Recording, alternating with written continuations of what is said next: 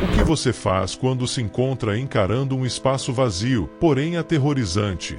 Espaços liminares são definitivamente um dos conceitos mais interessantes e confusos da internet. Apenas observe essas imagens e me diga que sentimento elas te passam.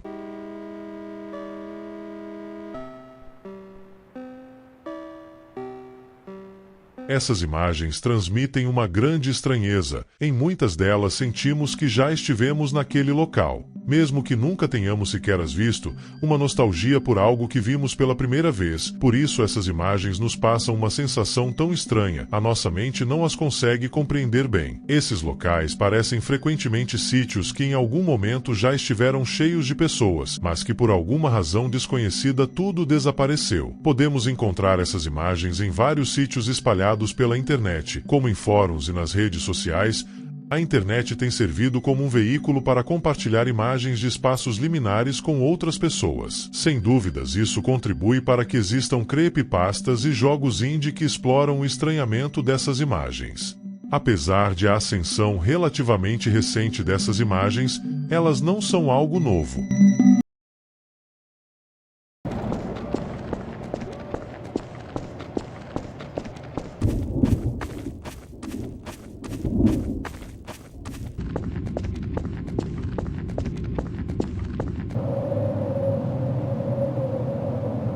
Estas fotos retratam coisas como espaços de escritório antigos onde todo o equipamento foi removido, escolas com corredores vazios ou parques à noite. Apenas por esses exemplos, acho que você consegue entender o básico do que são os espaços liminares, lugares onde a realidade simplesmente não parece correta. Fotos de lugares representados à noite ou quando não há pessoas ao redor parecem ter um aspecto estranho. Mas por que locais aparentemente comuns nos causam tanto desconforto? Bem, penso que seja porque essas imagens não são muito claramente definidas. O termo liminar significa ocupar uma posição em um ou nos dois lados de um limite. Isso significa basicamente que algo liminar representa o estado intermediário entre dois estados. Por exemplo, se a infância representa o estado A e a idade adulta representa o estado B, então a adolescência serve como estágio liminar entre os dois. Como você aplica esse sentimento visualmente? Talvez em uma foto como esta, corredores são frequentemente vistos em fotografias de espaços liminares porque representam um exemplo literal de algo liminar. São os espaços de transição entre dois cômodos. Se o elevador é o estado A e seu quarto de hotel é o estado B, então o corredor é o estado liminar. Como disse anteriormente, essas imagens nos passam uma grande nostalgia. Dê uma olhada nesta foto. Você já esteve aqui antes? Obviamente não. Você não esteve exatamente neste lugar antes, mas provavelmente já esteve em lugares muito semelhantes. O que faz os espaços liminares parecerem nostálgicos é o fato de que os detalhes não importam. Você não se lembra dos detalhes de todos os hotéis em que esteve, mas corredores de hotéis parecem te dar essa sensação, mesmo que você não tenha estado nesse hotel específico. No entanto, o que você se lembra é como se sentiu nesses lugares. Eles simplesmente reavivam memórias que estavam esquecidas. Outro fator nostálgico dos espaços liminares é o fato de que esses lugares parecem estar congelados no tempo. Velhos shoppings com decoração dos anos 80 e 90, os restos de arquitetura planejada e construída por pessoas em um tempo ao qual você nunca poderá retornar. É essa nostalgia do passado, combinada com o temor de saber que essas são coisas que nunca podem ser trazidas de volta, que realmente nos dá a nostalgia nos espaços liminares. Espaços liminares são frequentemente associados a um tipo específico de fobia, a autofobia. É o medo intenso e irracional de ficar sozinho. Mas o que exatamente significa isso?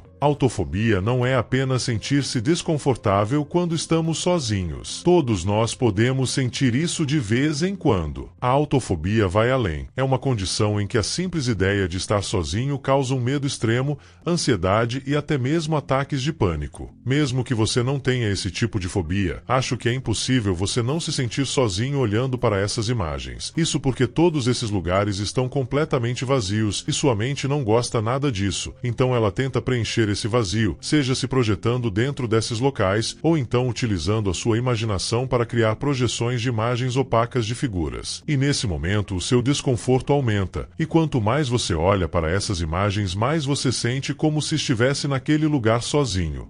Se você parar para analisar, outra coisa muito comum nessas imagens é a escuridão, um elemento sutil mas que faz total diferença, já que, como sabemos, o ser humano teme tudo que desconhece, e a escuridão representa muito bem isso. Passar em um corredor vazio mas bem iluminado é uma coisa, mas passar nesse mesmo corredor com as luzes apagadas é totalmente diferente, já que o escuro te impede de ver, já que o que dá medo não é necessariamente o escuro, mas o que ele pode estar escondendo. Houveram jogos que tentaram replicar essa sensação, mas acho que um jogo que faz isso muito bem é o 2:22.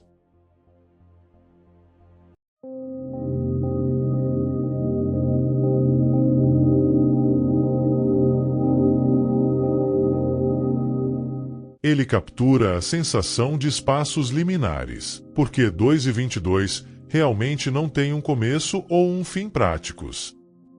Não é possível perder no jogo ou ter um objetivo. Você vê coisas sem contexto, colocadas em mundos que não fazem sentido, recebendo tarefas que são sem sentido. O jogo não trata de qualquer coisa que você faça. São tarefas superficiais por razões aparentemente nenhuma, e à medida que o jogo avança, você lentamente começa a sentir que algo terrível está se aproximando. Nessas ações aparentemente sem sentido há algo mais sombrio do que você pode imaginar. E quando a pretensão desta realidade estranha começa a se dissipar, você espera que haja um ponto em tudo isso, alguma explicação por trás de tudo isso. Mas não, o jogo simplesmente acaba. 2:22 é um caso tão estranho, porque é um exagero chamar de jogo. Foi só depois de terminá-lo que me ocorreu que 2:22 não é um jogo, é um sonho.